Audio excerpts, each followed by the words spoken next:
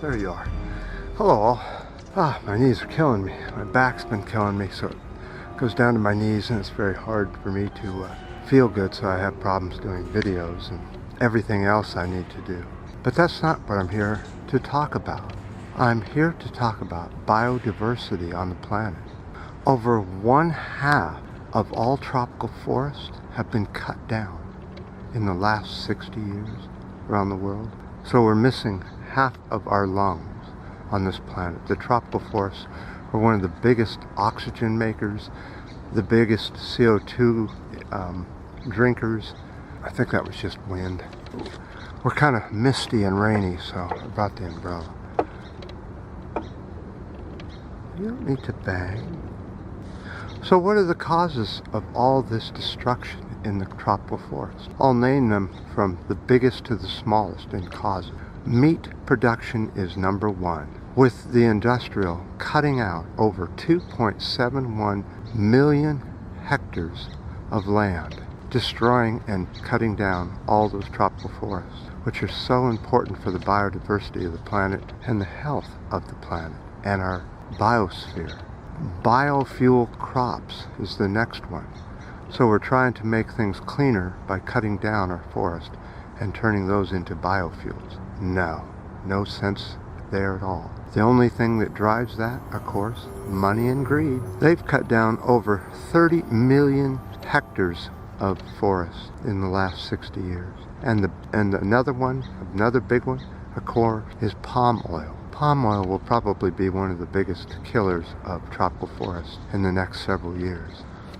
Oh, by the way, the tropical forests soak up over 1/2 of all the CO2 that's soaked up, and we're cutting those down. What can we do? Well, look down at your feet. If you have hardwood floors, try and find out where that wood came from and make sure that that wood lasts as long as possible. Don't just keep changing out your floors with new and more exotic tropical woods. You're just adding to the last one, which is deforestation by logging. Usually most of this wood is going to the US and the UK for floor and for decorative items in their homes made of hardwoods out of the tropical forest.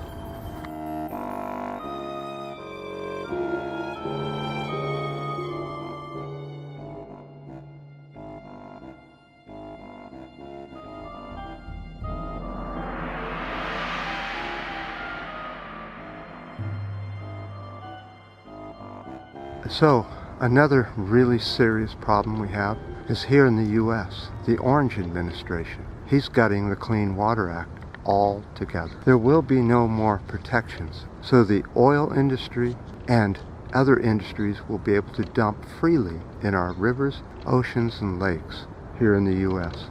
Over 60 to 90%, if this legislation goes through, will have no protection at all and will be perfectly fine dumping anything you want in there. And it will be legal.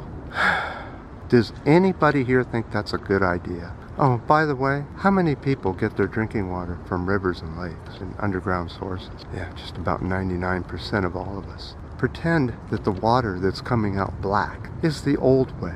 You just ignore the dirty water and the bad taste. That's the price of doing business here in the US. Who will get to pollute the most with the 90%? Oil industries, real estate industry, and of course the golf course industry will no longer have to stop their runoff of extreme herbicides and pesticides that are all over golf courses and run into the water, and then they have to clean that water. No more.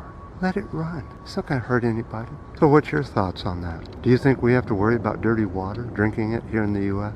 And of course, if the US does it, most other countries will do it too. The Orange administration, bringing good things to light.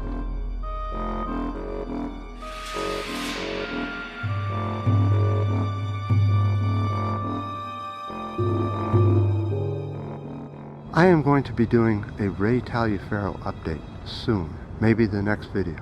It looks like he was murdered. More to that in the next video, or the one after that. Soon we'll be having a Ray Taliaferro update. Until then, I appreciate all the comments on all the videos, the ups and the downs and the new subscribers. And until next time.